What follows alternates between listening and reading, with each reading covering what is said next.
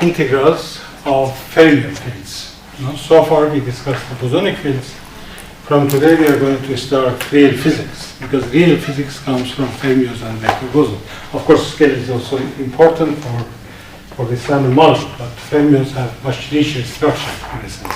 And they form the building block of the matter in the universe. So their interactions and their properties are quite important. If you haven't seen this before, you may think that the generalization from bosonic to the fermionic functional integral formulation must be straightforward. But it is not straightforward. This doesn't mean that it's difficult. It only means that it is not a simple jump from one to the other. You have to introduce some new tools. Okay? So when we were doing the functional integration for bosonic fields, which we discussed on the scalar field, but the vector field will follow more or less the same thing, the same path. The way we did it, we start from a Gaussian integral of 1 degree of freedom, which is sort of all of us know how to do, and then made one big jump, one big mathematical jump. The big mathematical jump was that we jumped from finite number of degrees of freedom to infinite number of degrees of freedom. This is to very sort of in a straightforward way. The mathematicians, of course, are much more careful on it, but nevertheless it was a big jump. But there was no other conceptually new element involved in doing that. When we go to fermions, we need to introduce new elements, new objects that we do not encounter when we are working with the bosonic fields. And these new objects can be, the introduction of these new objects can be motivated in a number of ways. So to see why they are needed, let's start from, so the topic is functional integral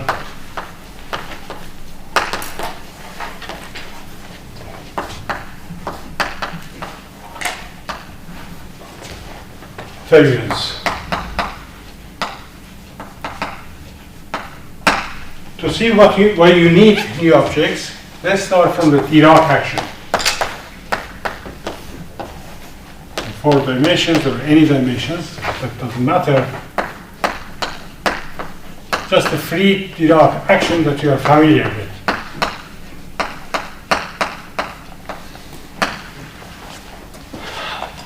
And attempt to quantize it in canonical way.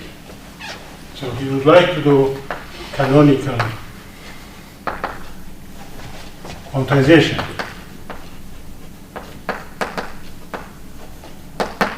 What we do in order to canonically quantize any system which has a Lagrangian, the first thing we do is identify the coordinates and moment conjugate to the coordinates.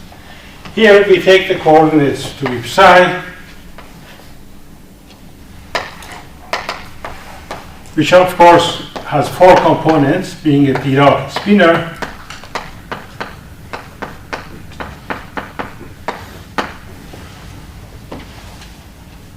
and to identify the conjugate momentum, the momentum conjugate to psi, we have to take the Lagrangian and differentiate Lagrangian with respect to velocities. That means that we have to differentiate Lagrangian with respect to time derivative of psi. Okay? The time derivative is contained here. Psi bar is gamma dagger, psi dagger gamma 0, I, and this term is gamma 0, b0 plus gamma I, di. The only term which contains the time derivative is here.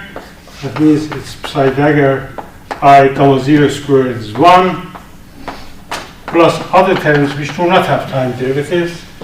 Therefore, the momentum conjugate to psi is dl by d psi dot, and that gives you I times psi dagger. Of course, these are all spinor. They are spinors, so they should carry a spinor index. And then we impose the equal time commutation relations. in this case, we have to impose equal time anti-commutation relations. You have seen this before, right? So, equal time anti-commutation relation.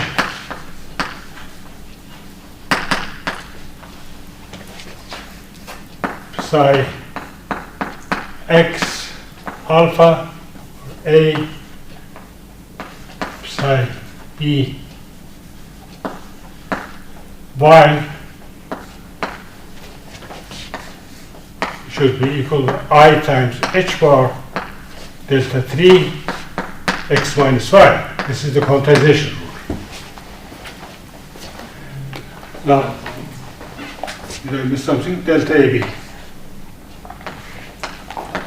Aren't you taking h for the one? I want to keep it for 1 minute. Then we will take it equal to 1. Okay? This is the basic quantization rule. Now, if we substitute for pi in terms of psi dagger, then the i's cancel, and this gives us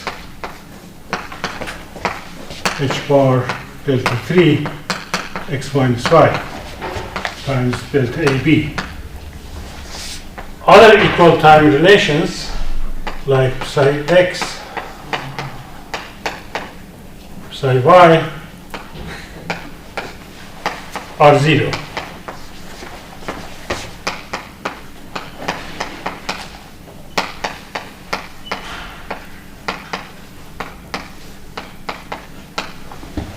This is the rule for canonical quantization.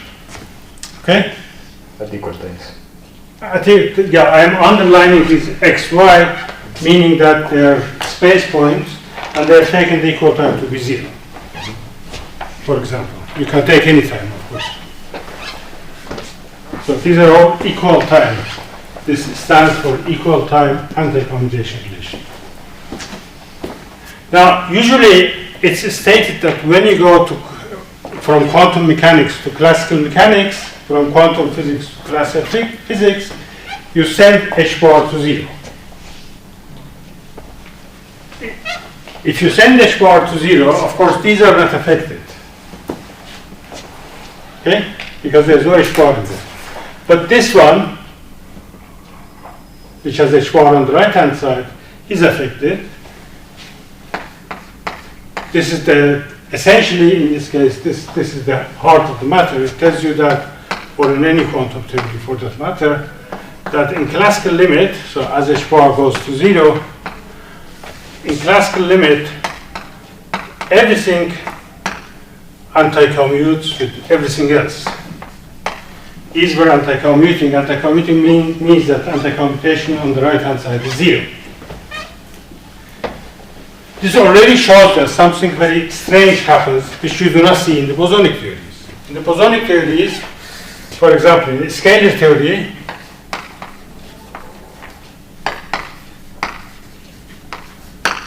the pi conjugate to phi would be simply phi dot, and the analog of that relation would be phi of x phi dot y equals to I h bar, and in h bar going to 0 limit, you get ordinary functions which commute with each other.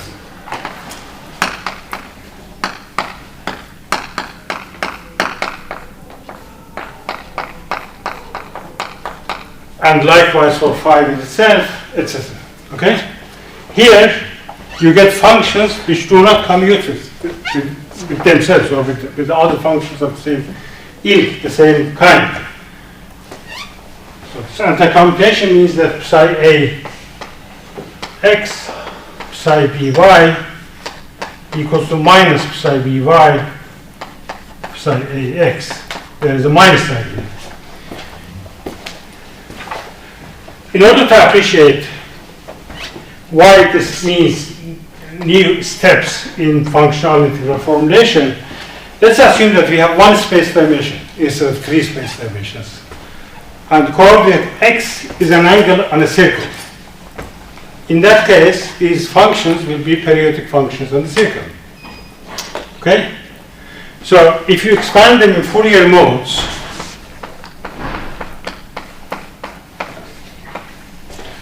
I don't want to put any emphasis on normalization, etc., which will be irrelevant for what we are discussing.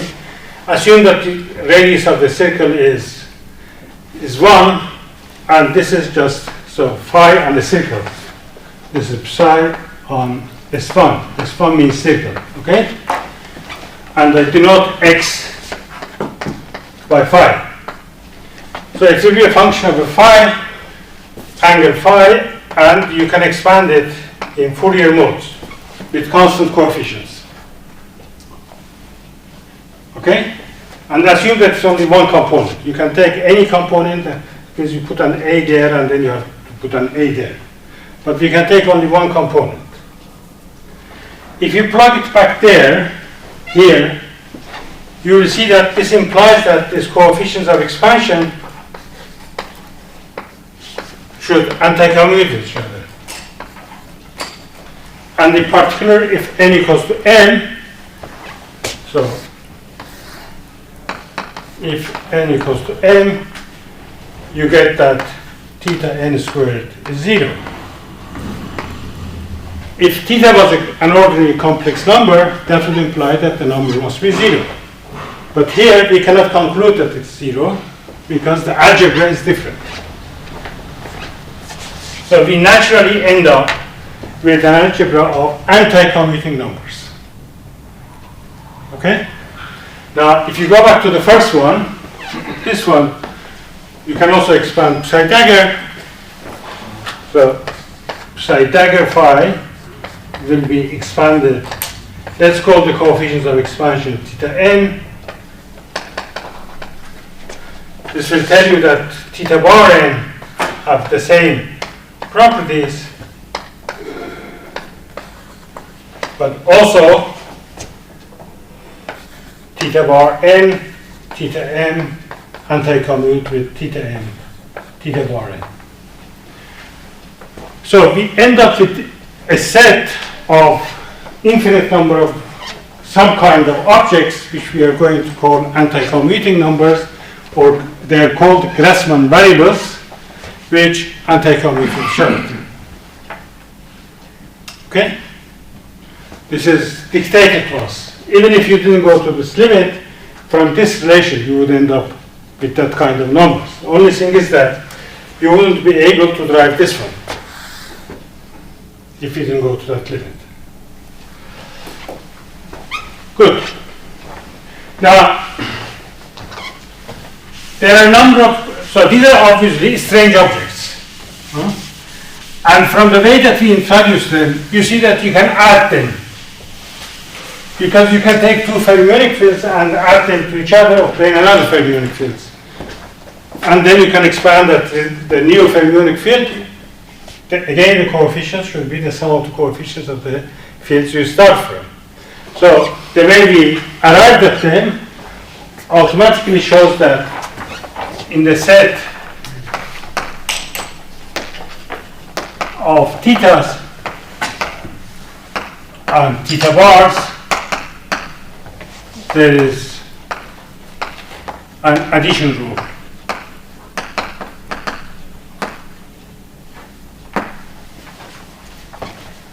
That means the sum of two thetas, theta plus theta n plus theta m, for any thetas, or theta plus theta prime, is another Grassmann number, another theta double prime, which has the same properties as these elements. Okay? And furthermore, you can multiply them by ordinary complex numbers, because you can take a fermionic field and multiply it by a complex number and obtain another fermionic field. Therefore, there is a multiplication rule. So there is a multiplication rule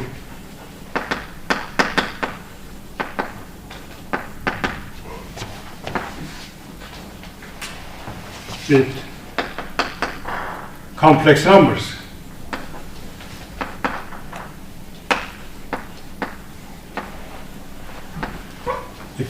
that means zeta, any complex number z times theta, again is a Grassmann variable. I said that these are called Grassmann variables, Grassmann number.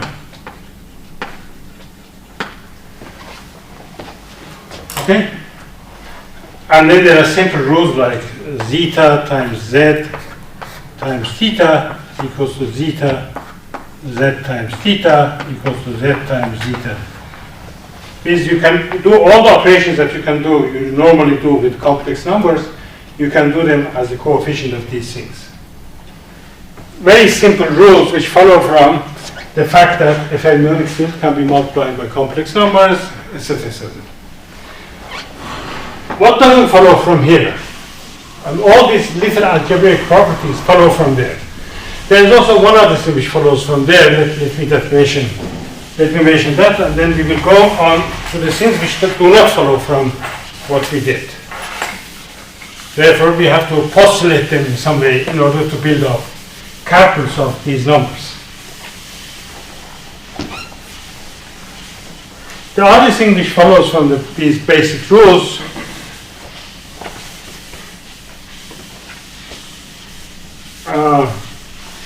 or from the definition of these numbers is that there is a natural division of the set of all such numbers into two classes. So first of all, let me give a name. Let me call G the extended algebra. What does it mean? Algebra of numbers.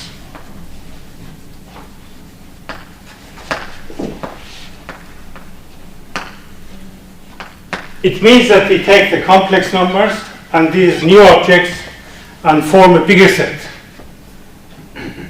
Okay? So, is that clear? Take the complex numbers and these new objects and call it G, just as a set. In this set, we already know some of the properties, the ones that I listed here. So there are plenty of operations that we can do on the elements of this set. We can also multiply two thetas. Again, the resulting object will be in the set. So if you have theta 1 and theta 2 belonging to G, then theta 1, theta 2 also will belong to G.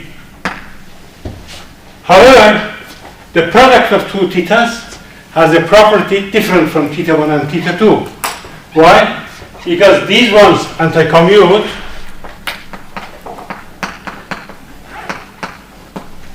or if they anti-commute, then their products will commute with everything.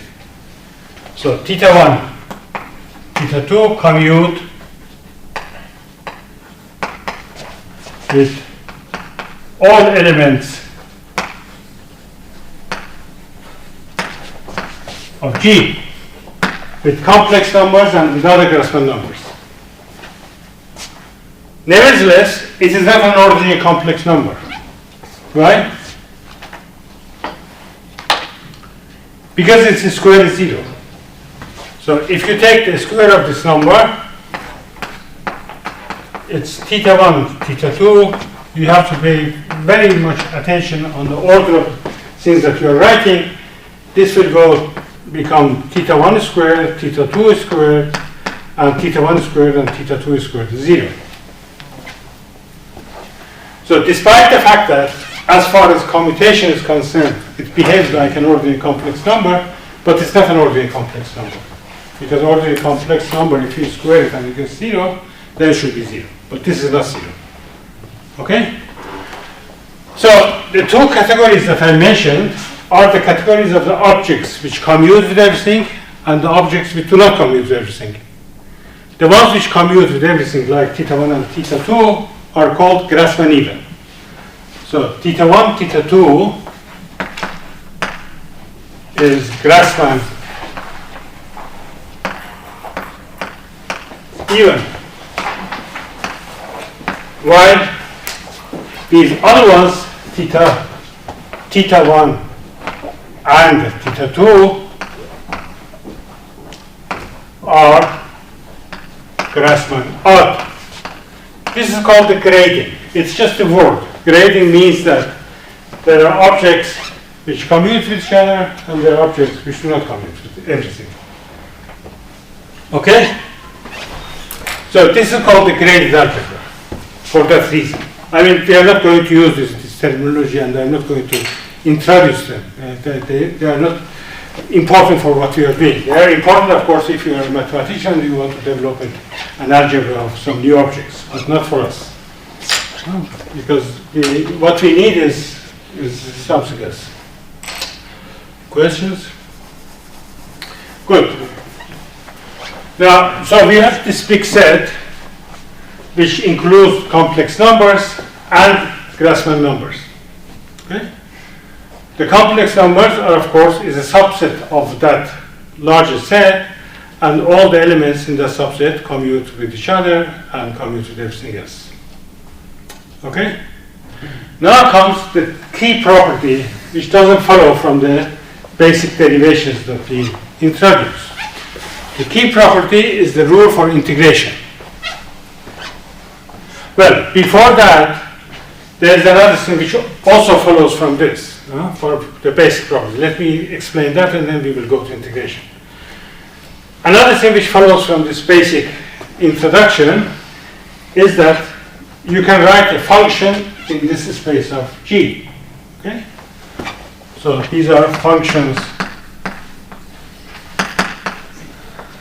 on G. And we will take G. G includes the set of complex numbers, therefore it also includes the set of real numbers. We will consider only functions which lie on the space of real numbers. We can do it also for the complex numbers, but let's consider first a function. A function in general, and let me do it with the, okay. A function in general is a function of the space-time point, the way we are going to use it. You can generalize all these things in many ways. But let's take a function on the space of space-time, on the coordinates, which depends on the coordinates of the space-time, and it depends on the coordinates of the Grassmann variables. Let's consider the simplest case first. The simplest case, we take 1 theta, so consider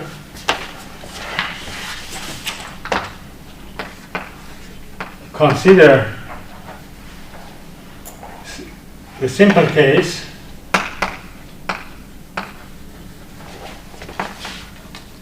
of 1 theta and 1 theta bar. So a function in the space then will depend on theta, theta bar. Since the powers of theta and theta bar give you 0, you can expand this function in powers of theta and theta bar. And in expansion, there will be a finite number of terms. So after some number of terms, theta squared will be 0, and you have to stop. Okay? So the first term will be the term which has no theta or theta bar, and that will be an ordinary function. Then the next term can have 1 theta, but its coefficient, which I am going to write as psi bar, can be a function of the space-time point. By theta and theta bar, you mean 2D and Grassmann numbers? Yeah, we will consider them as independent objects. But there's no relation between them? No. Yes and no, it's like psi and psi dagger in quantum mechanics. No? Or a complex field. A scalar complex field, you can write as the sum of 2 real fields, or take a field and its complex conjugate as independent variables. But here we will mostly consider them as independent variables. The coefficients must have the same even odd properties that you have in the algebra. So there will be a theta bar, we will call its coefficient as psi x, plus a term which contains theta bar and theta.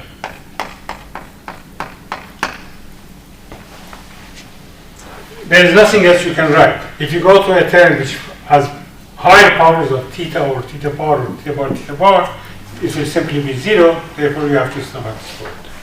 So an expansion, if you have a finite number of thetas and theta bars, and if you expand it in powers of theta and theta bar, necessarily you will end up at some point. Because after that, then the thetas will give you 0. Okay?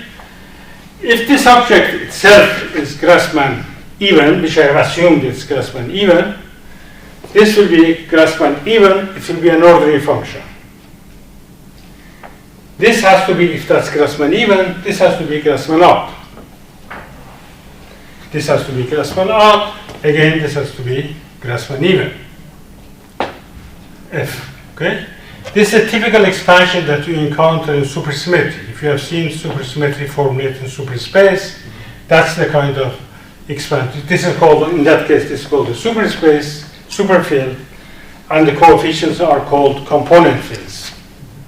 So in supersymmetry, all the fields go into one single big field called superfield.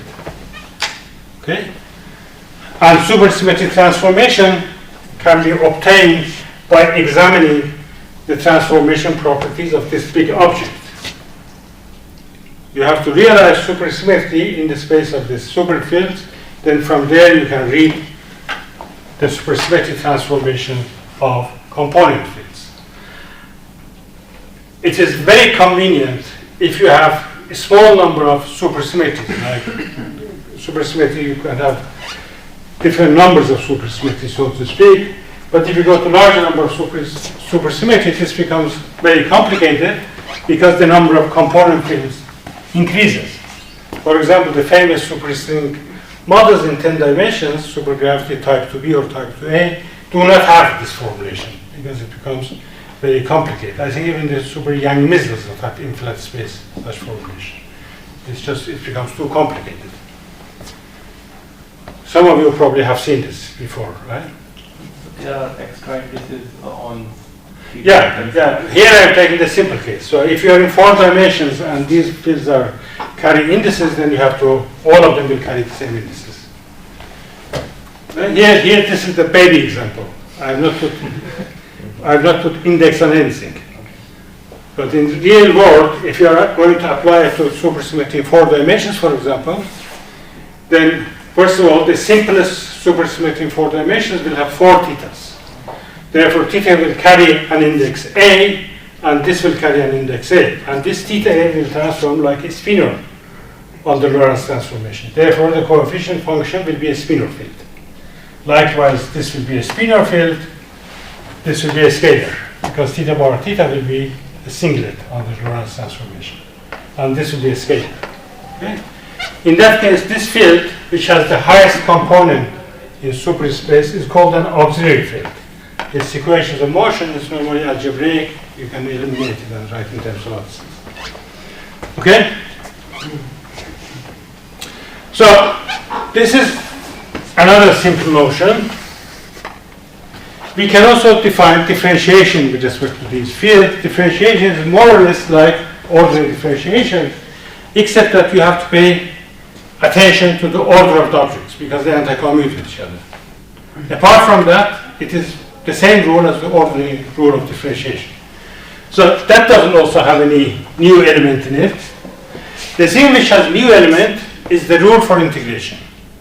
The rule for integration does not follow from what I explained. And it's invented mathematically for one reason and physically for another reason. But fortunately, these two reasons somehow do not contradict each other. Mathematically, it's invented for it to mean the same thing as differentiation. That means when you integrate this function over the theta and theta bar, the result will be the same as if you take the same function and differentiate with respect to theta and theta bar. It's not clear what this rule has to do with physics. Okay? But it turns out that the rule which is dictated, the same rule, gives us the rule of integration which is compatible with physics. And that's the real motivation for, at least for me, is the real motivation for introducing these strange rules of integration, because the rules of integrations are quite strange, unlike the rule of taking the derivatives. The rule of taking derivatives, there is nothing strange, except that pay attention to the anti-commutation of the objects. But at the end, the rules of integration in the same as the rule of derivatives in this case. Yeah, but that is a dictation from here. That's not dictation from physics. Physics doesn't tell you why it should be like this. We would like to understand why physics tells us that it's the correct rule. The rule that I mentioned here for integration, we would like to see why physics tells us that's the correct rule. What's the hallmark of fermions in physics? So we have to ask this question. What is it that in quantum field theory distinguishes fermion from bosons? Huh? Of course, there are plenty of ways that you can answer this question. For example, anti-commutation. But when you come to quantum field theory, one easy way to see that the fermions are different from bosons is when you have a loop with fermions inside the loop, the fermionic loop. There is a rule that you have to respect there in those fermionic loops that you don't care about it in bosonic case. What's that rule? There's an extra minus sign.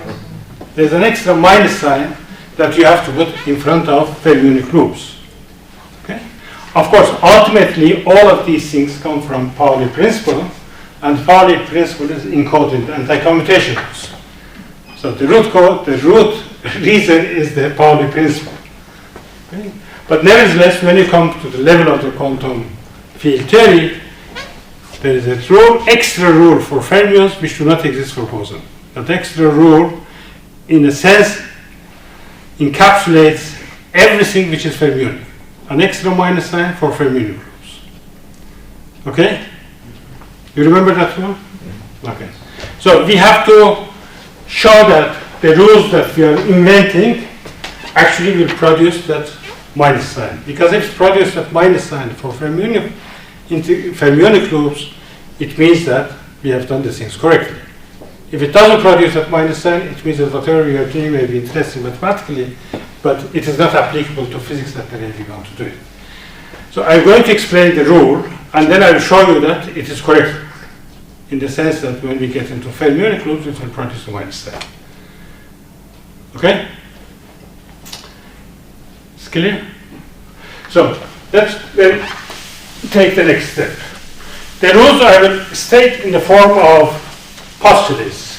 You can take that to be simply this, that we are going to design integration rules which will, when you integrate this function, it will give you the result which you would obtain by taking the derivatives of this function with respect to theta and theta bar. But then I will verify that that rule is exactly the ones that we need. So, in order not to mess up with the signs, when you are working with these objects, the thing which gives you the biggest headache is the signs. So these are the rules for integration.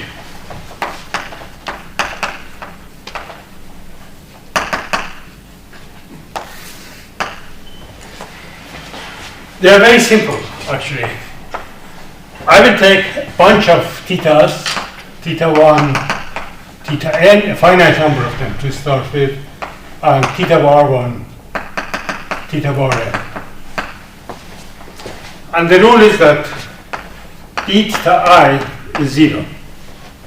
So I going from 1 to n, and it's the same as d theta bar I.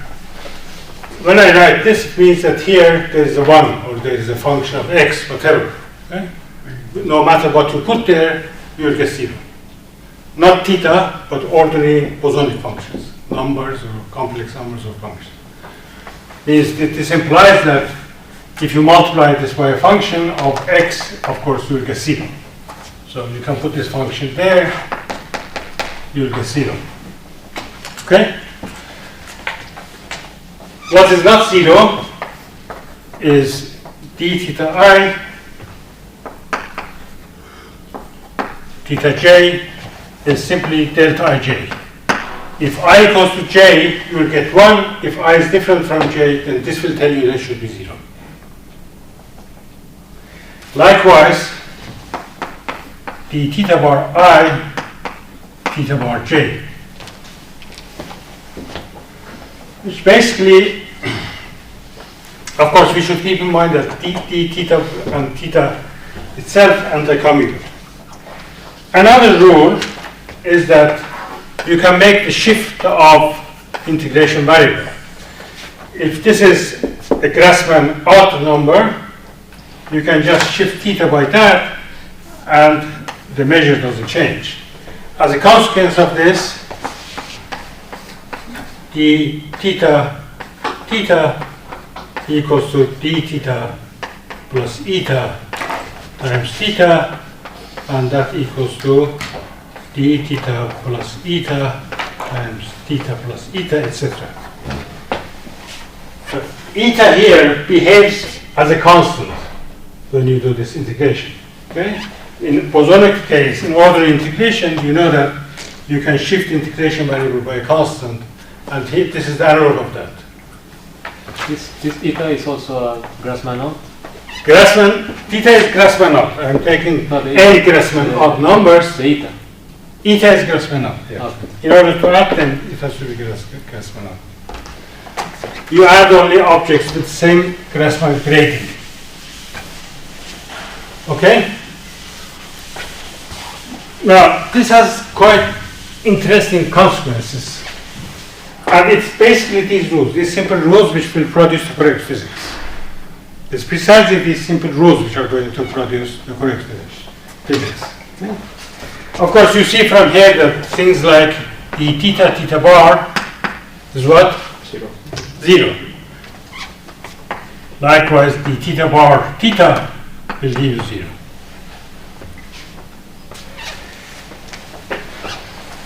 In order to see how interesting it is, let's look at the exponential, let's look at the integral of an exponential. So we take, let's first look at the exponential. So let's take an exponential of a number, complex or real number, times the sum over theta bar I, theta I. The ordering that I am putting is important. If I had written as theta bar I, there would be a minus sign in front. No? Then you need to change their position. Let's assume that there are 2 of them. So let's assume that n equals 2. This goes from 1 to 2. And we expand this. The exponential are always defined in terms of expansion, Taylor expansion. The first thing will be 1. The second term will be 1 to 2, theta bar I, theta I. The third term will be the square of this.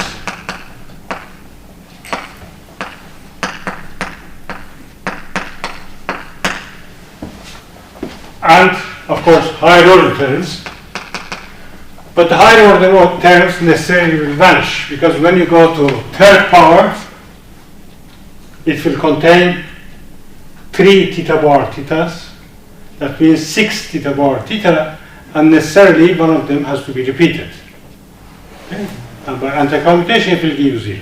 So it will stop here. And you can expand this to find out what it is. Of course, this is clear what it is, but this one also can be expanded, and you discover that the result of this expansion is, I don't know where I have dropped. No, I haven't dropped. So this term, when you expand, it will be minus 2 theta 1, theta 2, theta bar 1, theta bar 2. It's simple algebra. So first expand this is theta bar 1 plus theta bar 2, theta 2, and then square it, throw away anything which has theta 1 squared or theta 2 squared. The only term which can survive, obviously, should be all the thetas should be different from each other, and that's what it gives you. Using the anti-commutations, then you bring it to minus 2. Okay? And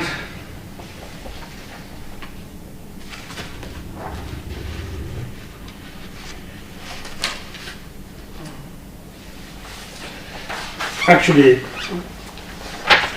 so to see the integral, let's look even at a simpler case, n equals to 1. The integral of an expression.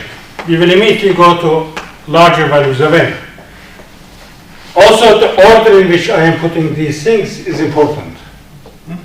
The opposite order would differ from this by a minus sign. For that reason, I am putting a minus sign in the exponent to get what I want to get.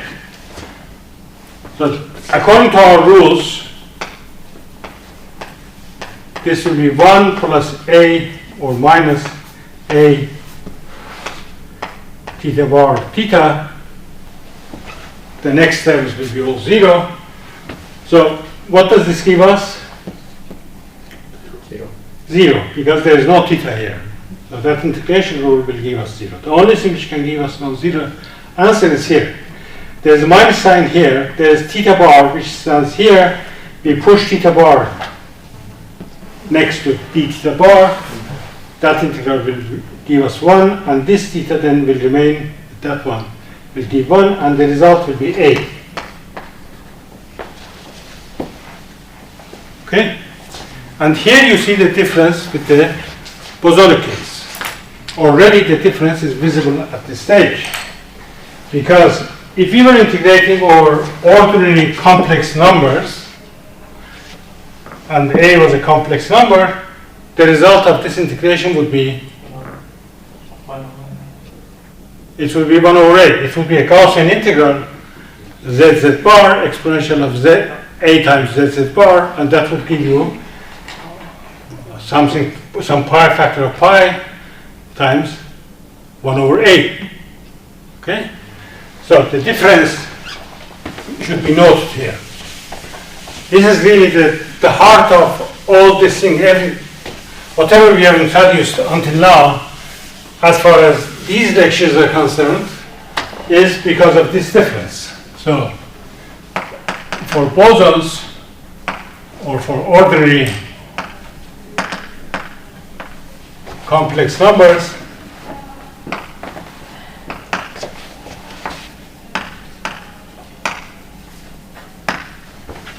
the integral dz bar dz exponential a z bar z would give you a to the power minus 1.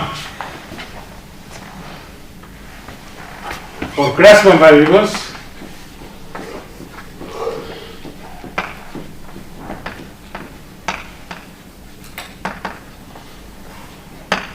instead we get d theta bar d theta exponential of minus a times z bar z. In fact, I should also say minus there.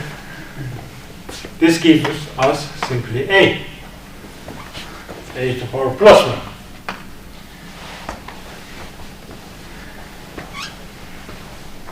Now the generalization. We jump to n variables immediately, and we know what the answer should be. So I'm going to put a pi I product from 1 to n, d theta bar I, d theta I, and here I will put everything in the matrix form, minus theta bar I, aj, theta j.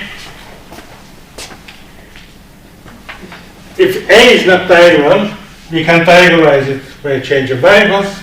Then we will get n factors of integrals like this, and the result of integration would be the product of the eigenvalues of a. That means the determinant of a.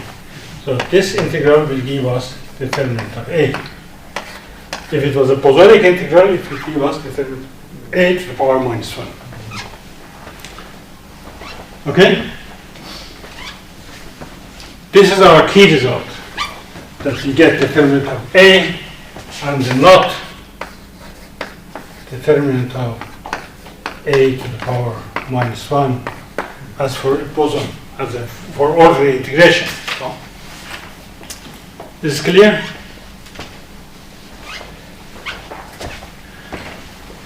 Now we can go directly to the next step before we move on to Dirac field. We will make the next jump right into the field theory.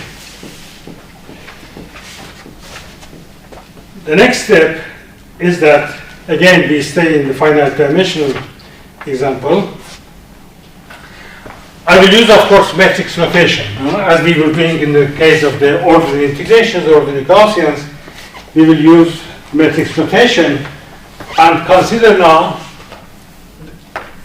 you know where I'm going to end up, the generating function of.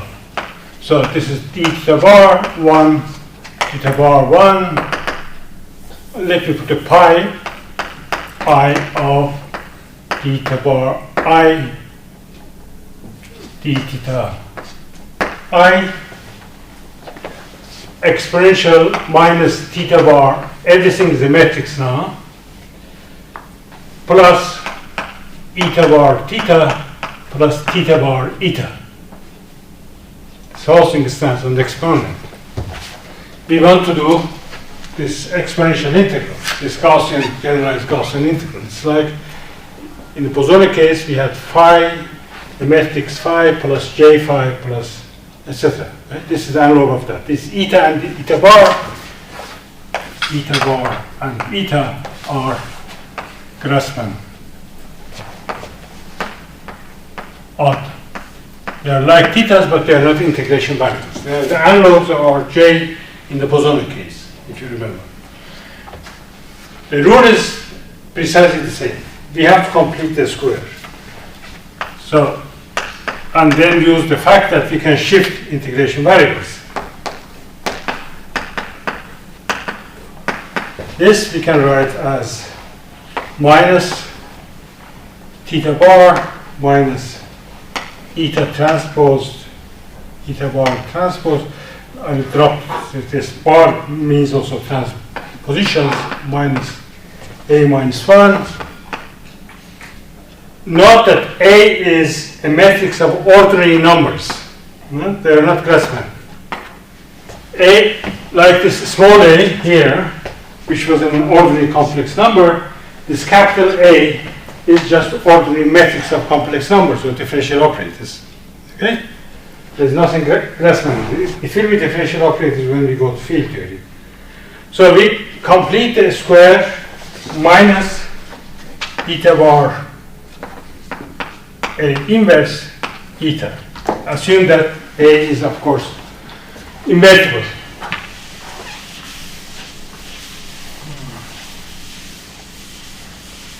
Shift the integration variable using the rule that we said we can shift the integration variable from theta bar to theta bar plus eta bar A inverse, and likewise from theta to theta plus A times eta. Then the eta remains only in this part, and the result of integration will be, so this will tell us that eta bar eta equals to determinant of A times exponential of eta bar A inverse eta.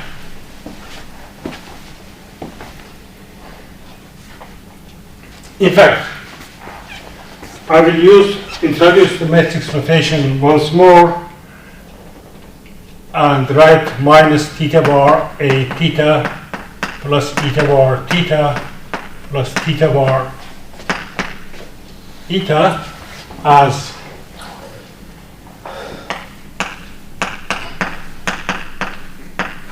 this notation is useful.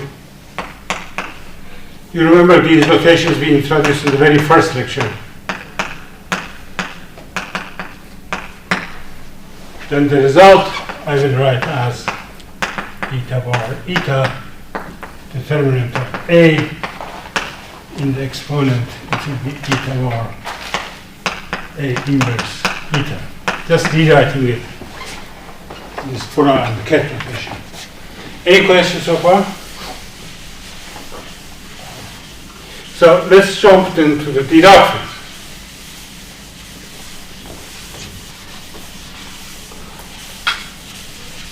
Should it be exponential or minus? Yeah. There was a Okay. Let me see. Yeah, there seems to be a misprint in the notes, unfortunately. The rest is constant. Yeah. So if you multiply these terms, there are 3 minus signs, so this should be plus. Oh, okay. These are correct. That was not correct. In fact, it's correct also in the notes. I just copied it incorrectly there. So let's go to Dirac field. All we need to do, as we did in the bosonic case, is to identify the operators correctly and write the objects in this abstract notation. So for the Dirac field, you remember this A should be replaced by the Dirac action. Dirac operator, sorry. Dirac, what we want to do is this. We want to integrate over d psi bar d psi, the functional integral of exponential of I times Dirac action. And the Dirac action I wrote before. Okay? What I'm going to do is also to add source terms to this.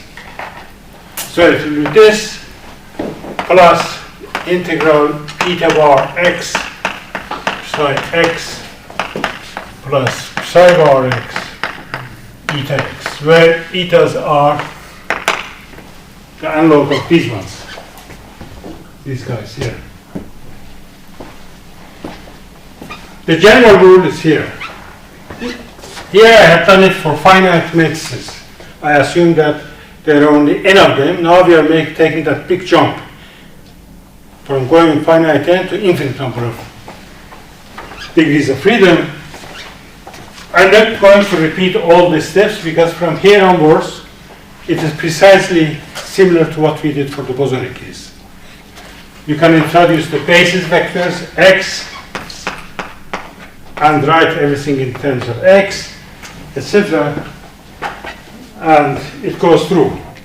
So let me write 1 or 2 more lines. The Dirac action, which we wrote as dx psi bar x times I d slash minus m. I will add this I epsilon always as part of our definition of the action in the functional formulation. In the abstract notation, this will be written as I times psi bar d psi. Here I use the notation A for the matrix. I'm using D here. And D is defined by minus I. There is reason for putting these I's in various places. You will see there is a later on. So if you take this definition of D, put it here, minus I times this I here will become 1. It will be psi bar id slash minus m plus I epsilon psi. And in order for this expression to go to that expression, you have to insert a complete set of x's in between, etc. etc. Are you with me? I can remind you if you do not follow what I am telling you. Right? I am assuming that you remember it from the way we did for the bosonic. Okay, so to go from there, you need to introduce psi bar x, x, e, y, y, psi, and integrate also over y. This is psi x or psi bar x. This is the differential operator in the spaces times the delta function, and this is psi y. Okay, then integrate over y, you will get that. Okay?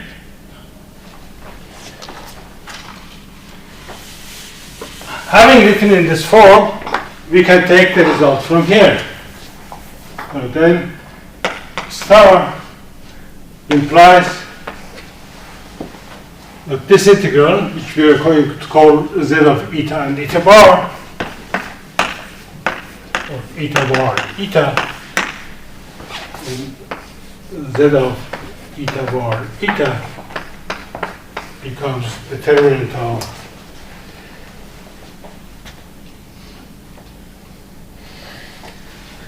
E times exponential of minus eta bar D inverse eta.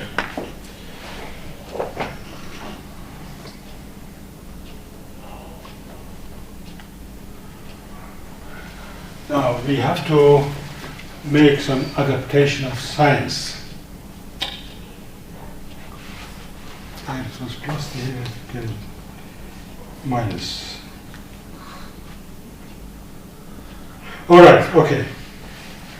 The reason is these factors of I.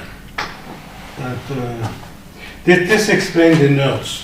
When you work out, when you make a complete square like this, then you find out that this is what comes out. Okay? The only thing that you may ask is that why there's a minus here and there's a plus here.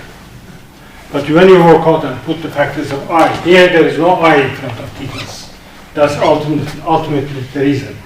So that D plays the role of A. This eta goes, you see that I put an I here. This eta goes to I times this eta. Okay? So in the final result that you have here, for each one of them you have to put an I. That I is the origin of this minus sign. Okay? Good. Now let's put them in coordinate rotation and see where we end up.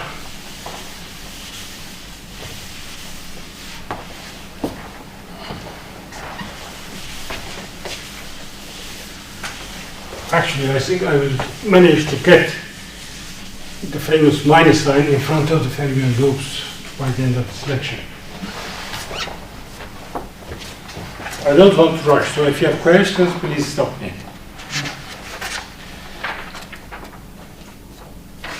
So the first thing we would like to work out is, by the way, in this functional integral, I will put also a normalization factor in front. That means I will define this z as functional integral together with normalization factor.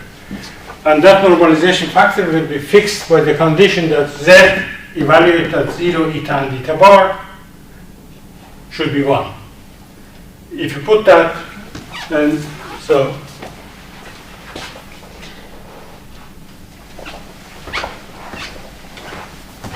and 0 is determined from z at eta bar equals to 0 is demanded to be 1. The reason will be similar to what we did in the Pozzoli case, and that will tell us that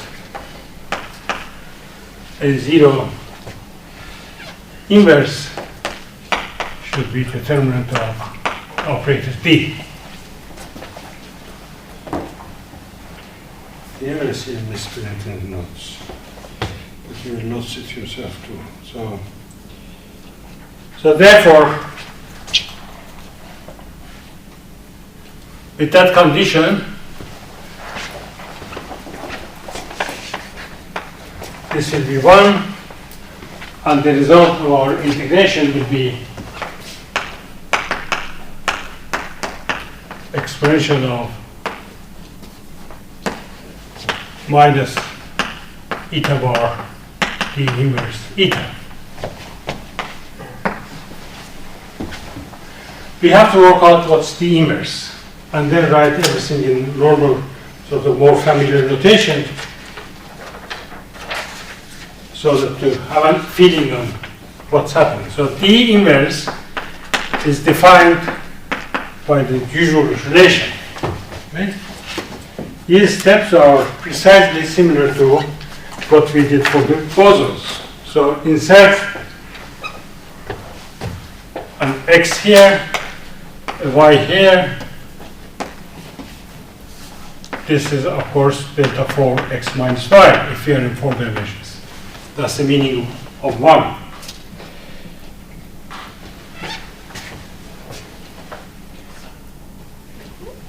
follow my notation of the node. Let me put prime there and put prime there. So to work this out, insert here a complete set of vectors.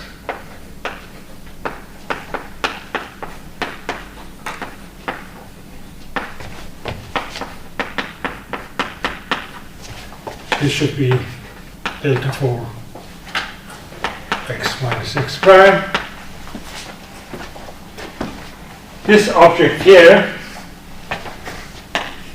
x dy,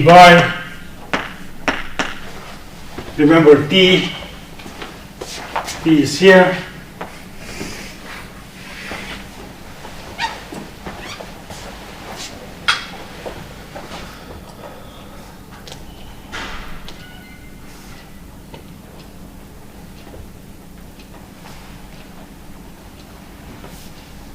Again, another miss.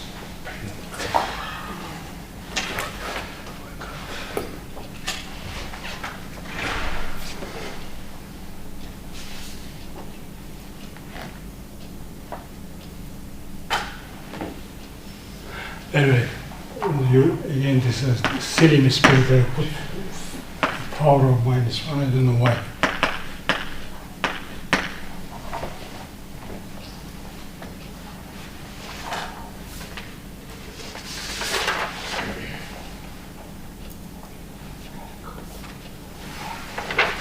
So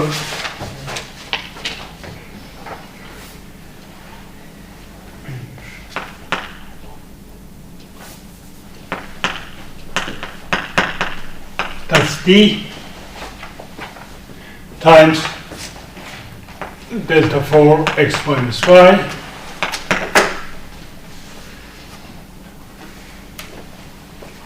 and we denote the matrix elements of D inverse.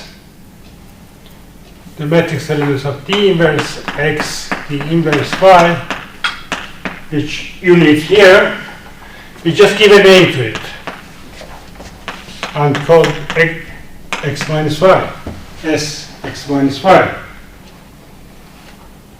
So then the content of this equation, star, is dy, the first factor,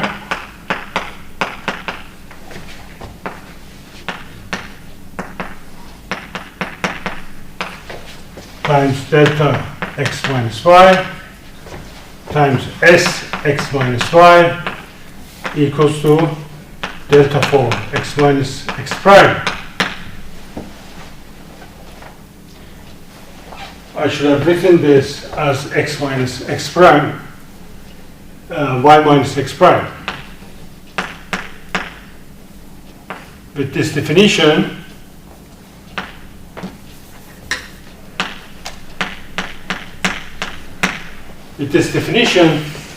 what we need here is y x prime. So therefore it will be x s of x s of y minus x prime. So this, according to our definition, this is s of minus x prime. Integrate over y and multiply by I. You discover that this s must be determined from solving the differential equation I times delta 4 x minus x prime. Do you recognize this equation? Great function. Great function. This is the Feynman propagator for a Fermionic field. Okay? That's how you obtain in the ordinary filter in the canonical quantization. So if we go back and substitute that S here and write those expressions in the X basis, then we have obtained what we wanted to obtain.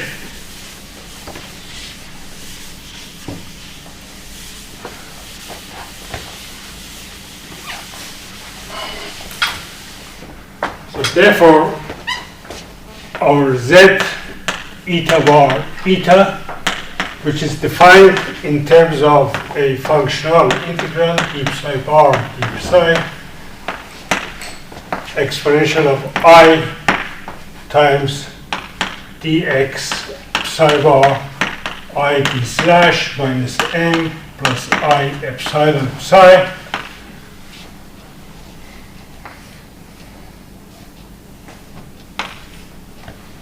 plus eta bar x psi x plus psi bar eta bar. That we already showed that is equal to exponential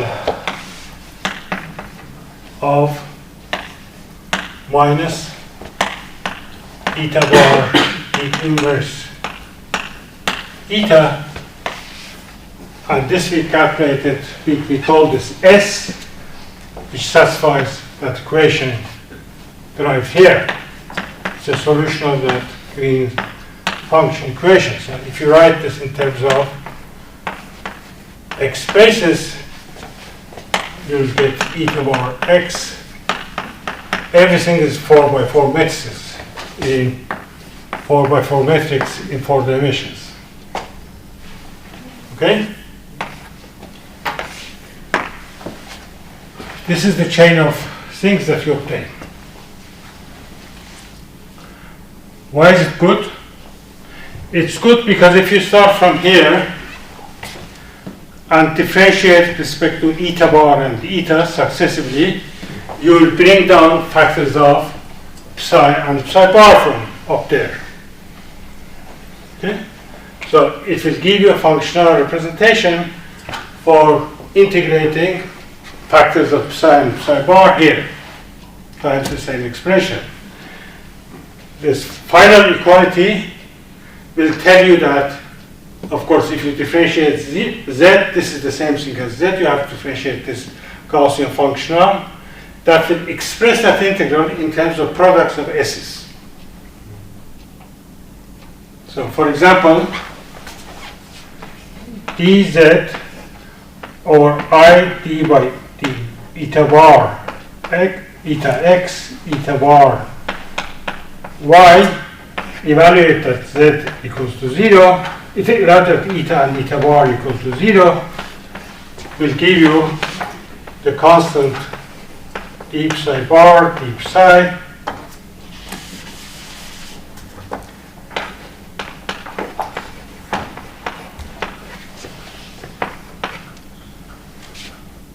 psi y, psi bar x, exponential of I Dirac, and if you do the same differentiation here, it will give you S of y minus x. And precisely as in the case of the bosonic field, you can show that this is the same as the vacuum expectation value of exponential of the field operator psi bar hat plus psi bar hat eta. And if you take the derivative of this expression with respect to eta and eta bar and set eta and eta bar equal to 0 following this rule, you'll get the same expression is equal to time order product of psi y, psi bar x vacuum. That means you will confirm that the propagator is the correct propagator. So this step is left to you as an exercise. Show that this expression is the same as that. Okay? You solve that problem for the bosonic case, you need to solve it also for the fermionic case. Any questions? The last term up there is the psi bar eta, the top. So this eta bar, so I No. put a hat to indicate Up there in the... I'm sorry, yes. You're right. Now, finally, you get to prove what you want to prove. Namely, fermionic groups will have a minus sign in front of them. With these rules that we developed.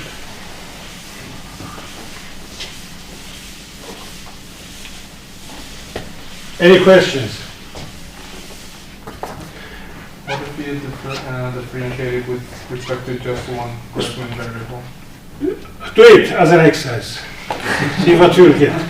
You will get the Grassmann odd object here in the integral. And if you set eta and eta bar to 0, then examine to see what you get. These are the very good questions for you to play with yourself. Yeah? They are simple. All of them are simple. So, of course, we want to have fermions interacting with electromagnetic field, not this. This is just a bunch of free fermions. So let's couple an electromagnetic field. So coupling to vector fields.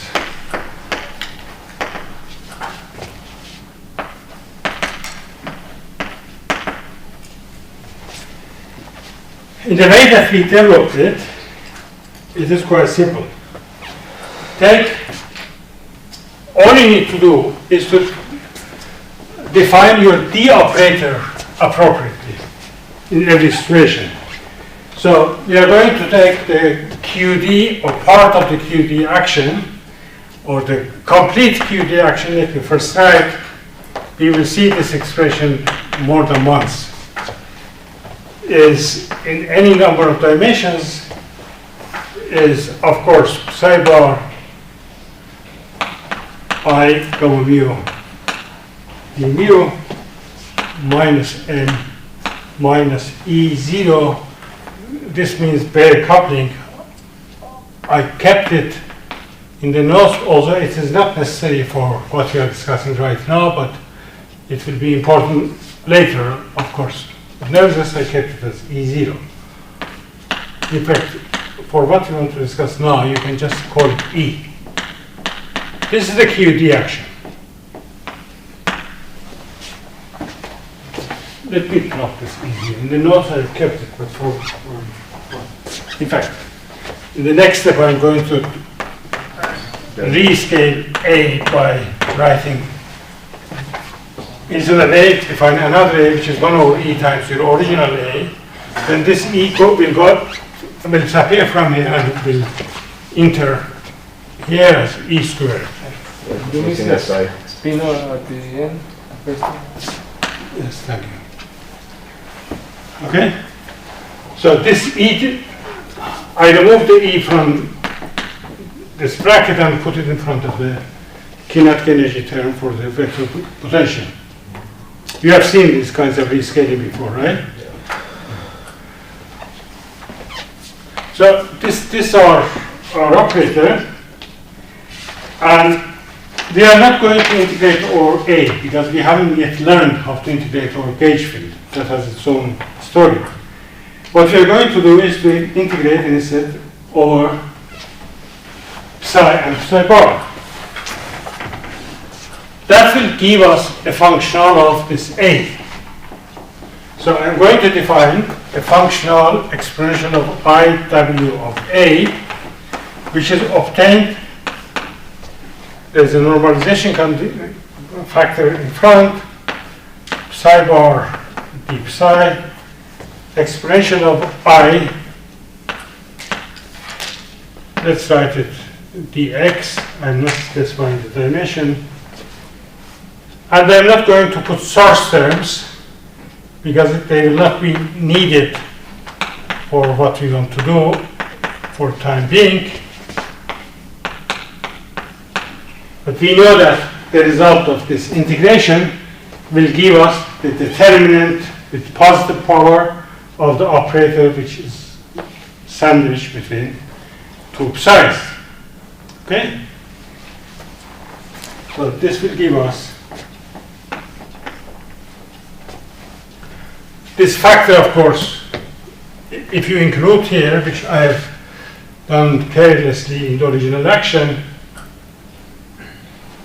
just made the writing longer than what needs to be.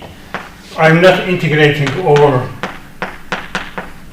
A. So this is, as far as the integration of psi bar and psi is concerned, this is sort of irrelevant constant term. But just in order to stick to that rotation of the nodes, we will need it later on for what we want to discuss later on. But I could have defined the things in a slightly simpler way. So if you go back to the way that we introduced everything and make the adaptation of the coefficients, you will see that this is what you get.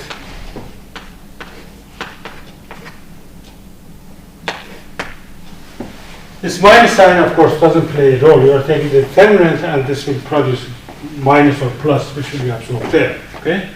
But just to be precise, I've written it. And then there is the normalization factor, which we fix by demanding that if A is 0, this factor is 1. That means W of 0 equals to 0.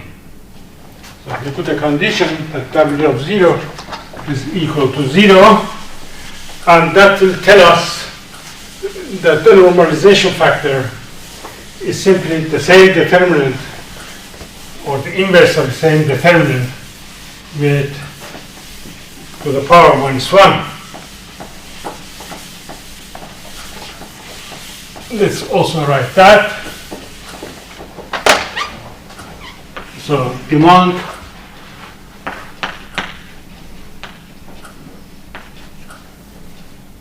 W of 0 equals to 0. That tells us that n inverse is the inverse determinant of n inverse is determinant of minus I d slash I d slash minus m plus I epsilon. Therefore, when we are writing this expression, this n will be the inverse of this determinant, and it can be multiplied inside. This is the determinant of one matrix A times another matrix B, which is the determinant of A times B. Yes. So how did you get the exponential of This? F squared?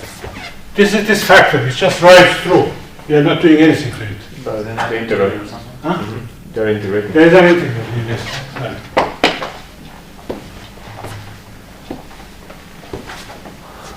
Okay? Other questions? So, then the bottom line is that if you put them together, let me also multiply by the inverse of this to the other side so that I don't keep writing it. Actually, let me some deviation, too much deviation from my notes. And then I also dropped that integration in the notes. Sorry for that.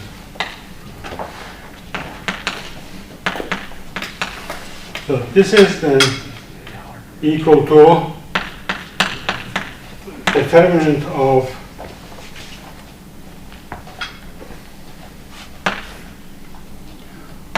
the minus signs in the product of this extra minus sign in the product of two determinants, they disappear, or in fact the i's also disappear, and we get neater things.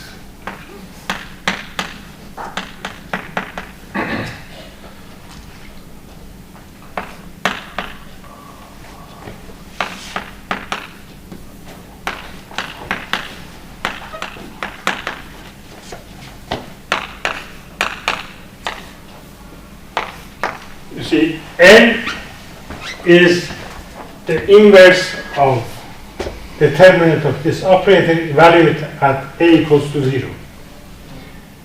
The inverse, of course, will change this minus I into a plus I, and when I write determinant of a times determinant of b equals determinant of a times b, the two things multiply and give you this. Okay? This operator is the inverse of this operator here. So if I multiply that inside, this will become 1, and this inverse will multiply a slash. But that inverse has a name. So I d slash minus m plus I epsilon inverse. If you go back and look at our definition of S, you'll find out that this is I times S. It's minus I times S. I erased it, but if you go back and look at the definition of S, or D inverse, what I was calling D inverse, you will see that that expression equals to this. So I'm going to call this minus IS, and multiply it inside. You will see that without calling it minus IS, this time this first factor will give you 1. And then this time the second factor, I'm going to call it minus IS in order to write it in a shorter form. So this equality then goes to determinant of 1 plus S times A slash times I. There's a factor of I. The sign changed here because of the minus sign there and the minus sign here. Okay? Are you with me? Now we have the determinant of 1 plus S times I slash. This is equal to exponential of minus these factors. There is also an I in here, by the way.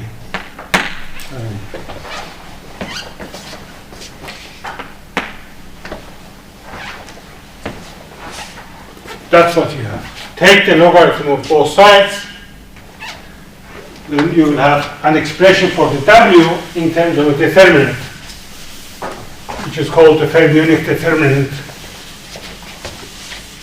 And it hides enormous amount of physics. We are going to study some of the physics which will come from here without quantizing the A field.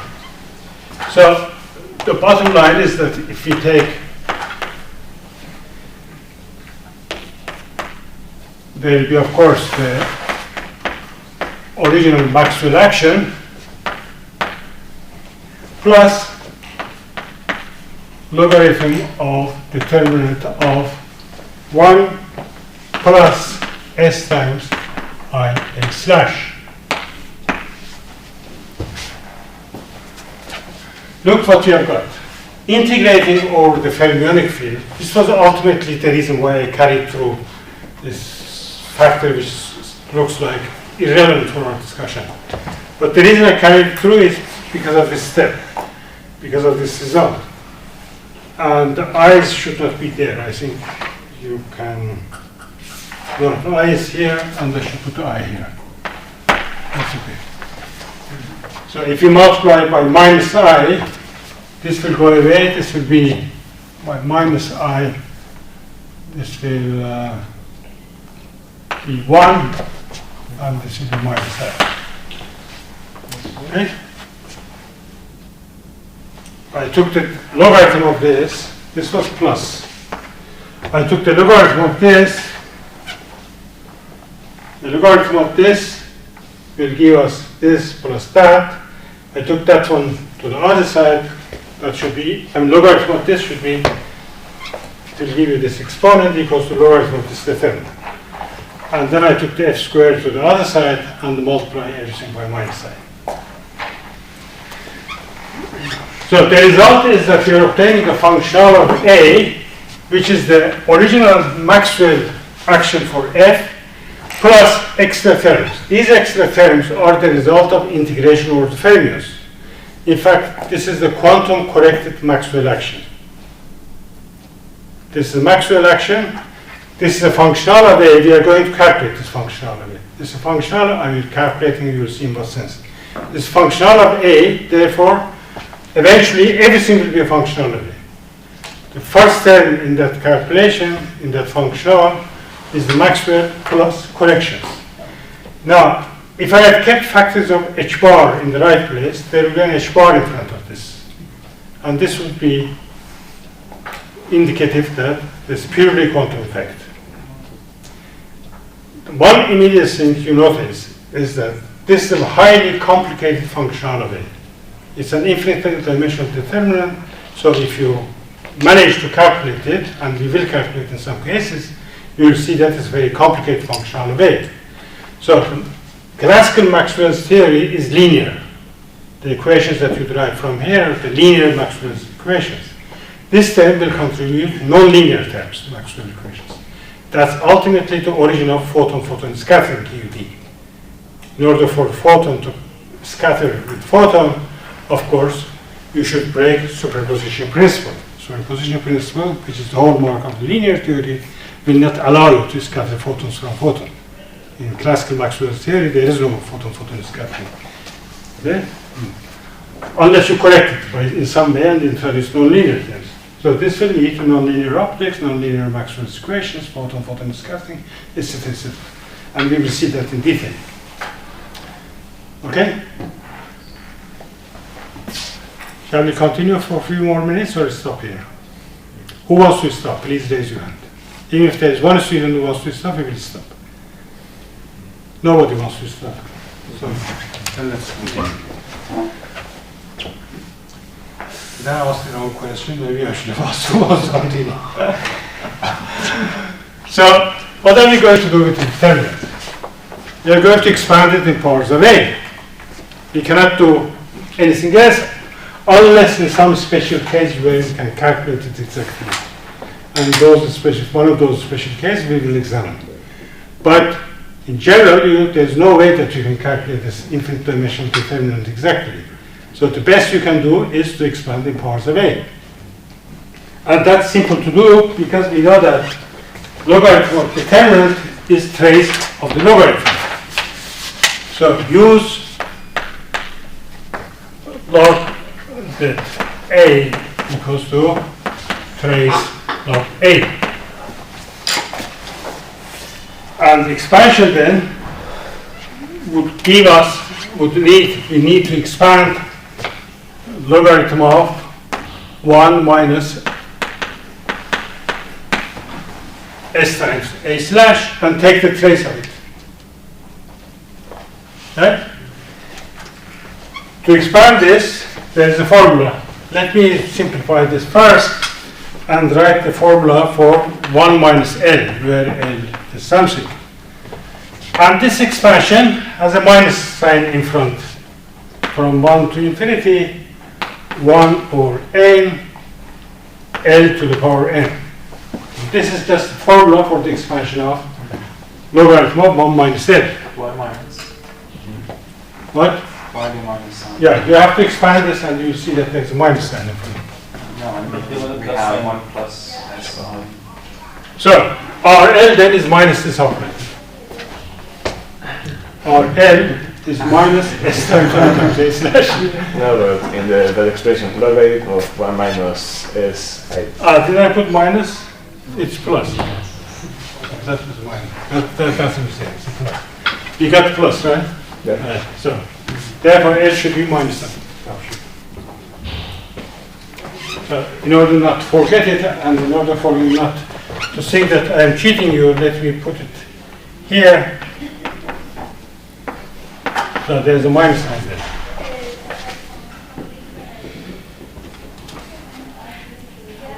So therefore, W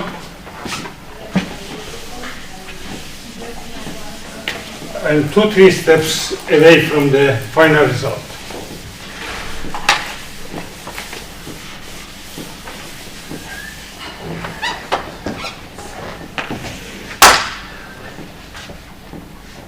So I times W, let me put I in front of W, equals to the classical term or the leading term minus sum over n from 1 to infinity, 1 over n trace of L to the power n. There is a trace in front here, that's the trace. Okay?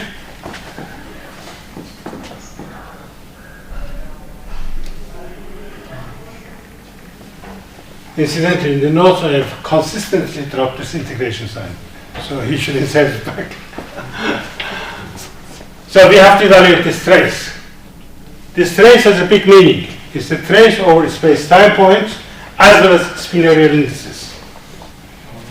We have spinorial indices, so we have to pay attention to this fact. So let me then go back and write trace L to the power n. First of all, we write the trace over space-time points. That is one trace. But then I should remember that there are also spinors in the problem, so I should put a trace with small t over the spinor indices. So trace with small t is trace over spinor indices.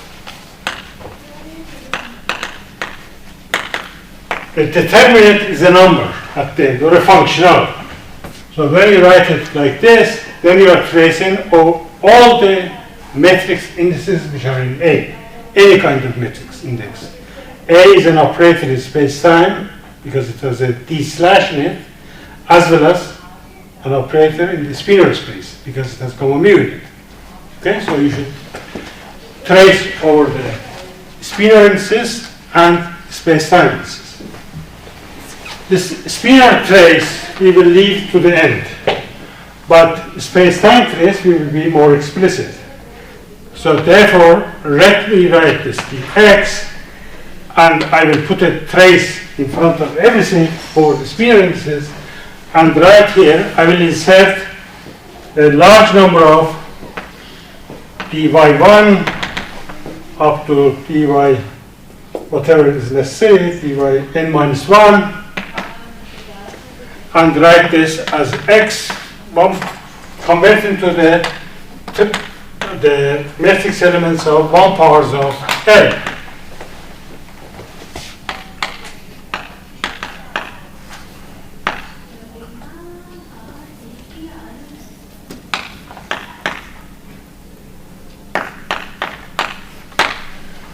This is the nth power of an operator.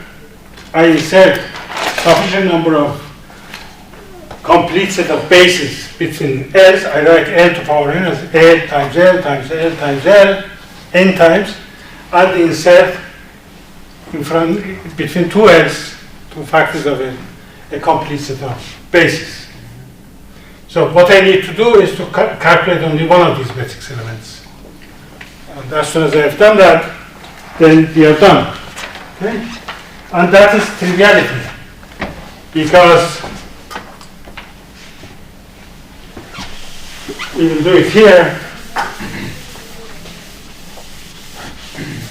We have L here explicitly, therefore we can calculate its matrix elements.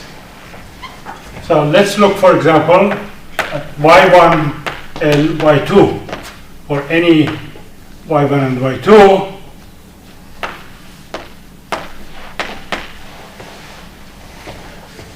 L is here. First of all, we put the factor of minus I outside, and then we insert the explicit expression for L, but in between of these things, we will insert a complete set of bases again. So there's S, Z, Z, A slash Y2. You see that this is a complete set of bases, so if you integrate over Z, this will be Y1 is A slash, the minus I in front. But each element now, we know what it is. Each matrix element. We know that this is S of Y1 minus Z. We know that this is A slash of Z times Dirac delta Z minus Y2. Make a substitution, then this becomes I dz S Y1 minus Z times A slash Z times Dirac Z minus Y2. Use this Dirac delta to integrate over Z. So the result of all this, and rewrite it in the, take this minus I and put it there. This becomes y1 minus y2, z becomes y2. This becomes minus I a slash times y2. So that matrix element, which is going to go in here, is this object here.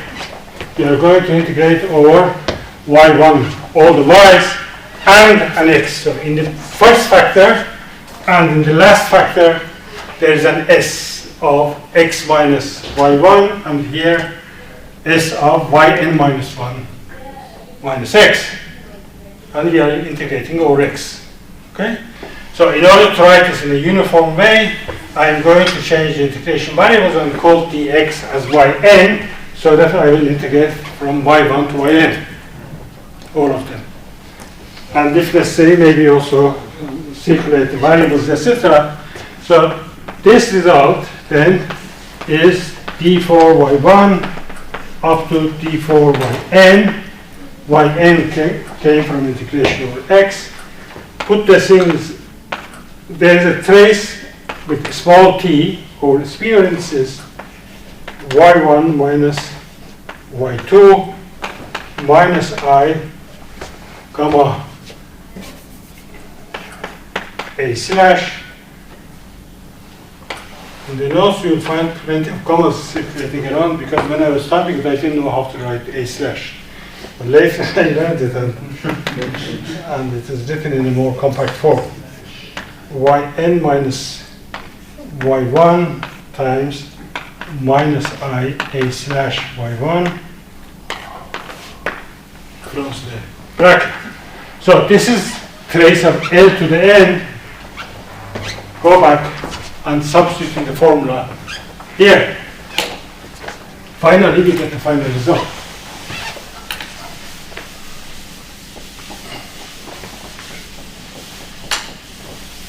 So the final result is that I times WA equals to I times, with a minus sign, or e squared f to the power 2 minus everything that we obtained there, minus sum over n from 1 to infinity d by 1 d by n trace of.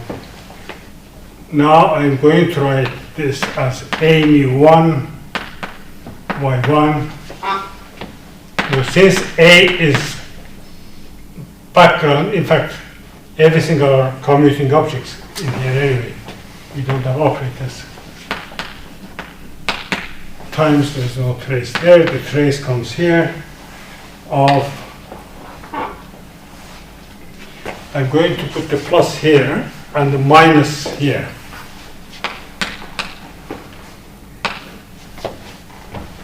S of y1 minus y2 minus, right, now I comma mu2. Well, we have a trace here. No? Here you have comma mu1 a mu y1. So you can put it, if you want, you can bring it here and write comma 1, start from comma 1. Otherwise, because under the trace, you know, the trace has circular property. You can take the last one and put in the first factor. But even if you don't want to do it, as I haven't seen, okay, so let's keep this. Mu2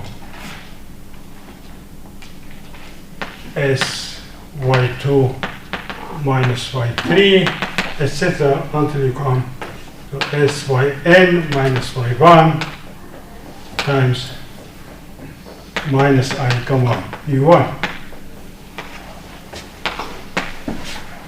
Had I not rescaled A and kept E in front of A, here we would get minus I E times comma, because with this factor of A there would be a factor of E. So if you rescale A to E times A, so that this E disappears from here.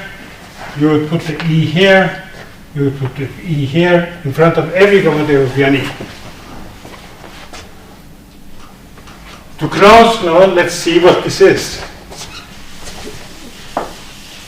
We are taking a trace, and we start from y1 and end with y1. That means that we have a loop. We have a loop, and the propagators in the loop are the Fermionic propagators. So the expression that we have here for any given n, this is the sum of infinite number of terms. Okay? For any n, let's say for just take the generic factor with n elements in it, we have a Fermionic loop.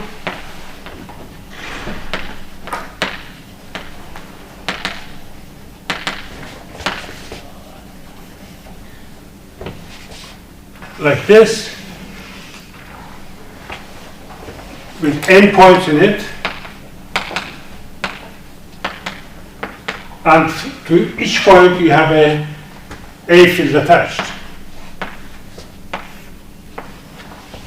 And you see that these are directional. It goes from y1 to y2, so you have to put the arrows in the loops, precisely in the way that the Feynman rules for Fermionic loops dictate, or Fermionic propagators.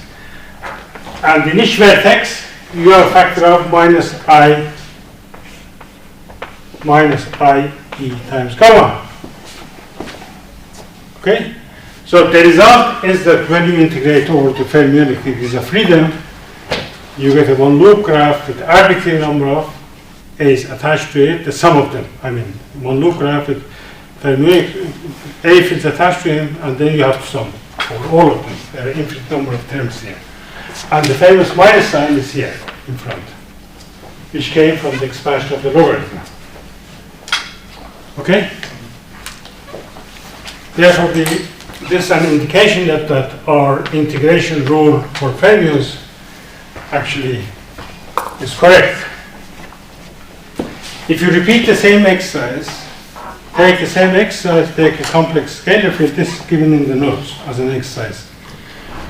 Do integration over the complex scalar fields instead of Fermionic field and make a similar expansion, you will see that this minus sign is missing. You get actually a plus. So the Fermionic statistics is correctly reproduced by this. Sorry for going over time. Let me stop here. Can you say that the determinant that you wrote, 1 minus IA, it can be expanded in terms of Feynman diagram? Yeah, that's what I did. This is the Feynman diagram. So that's precisely what I did. I expanded that determinant. This is a Feynman diagram. And each term is represented by a Feynman diagram. I took the generic term with n a's in it, but you could have taken any term with any number of a. So you obtain it. Therefore, this determinant actually gives you a loop, sum of loops, infinite number of loops. It summarizes all of them. I mean, it encapsulates all of them in one single determinant. Other questions?